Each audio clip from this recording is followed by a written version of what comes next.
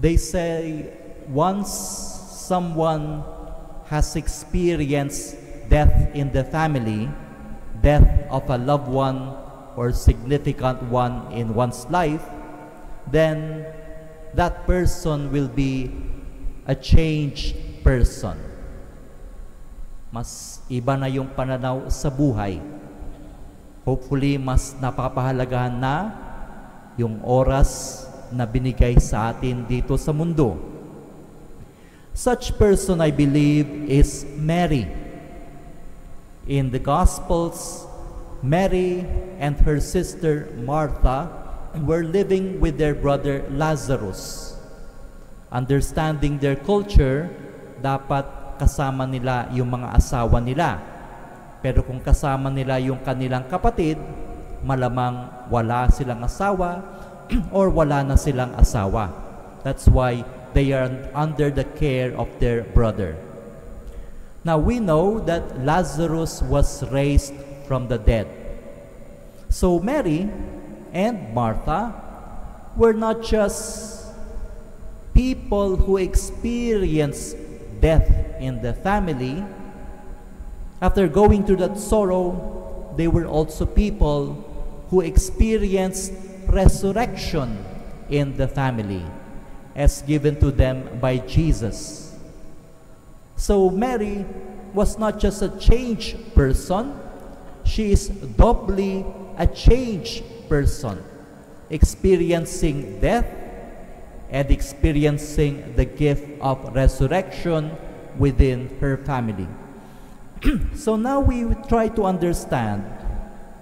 Mary knows better. She knows what the Lord will be undergoing, and she has had a glimpse of the Lord's power for resurrection. By this, she wants to become a good witness of the Lord's gift of salvation. A gift that is very precious. A gift na hindi pwedeng kwentahin according to the financial equivalent of the world. So she got aromatic oil and washed the feet of Jesus to prepare Jesus for what is to come. Sinabi din sa Ebanghelyo na dahil kay Lazarus, people wanted to see Jesus and Lazarus. Kung si Lazarus na binuhay, gustong-gusto nilang makita, harinawa si Jesus na bumubuhay, ay nais din nating makita.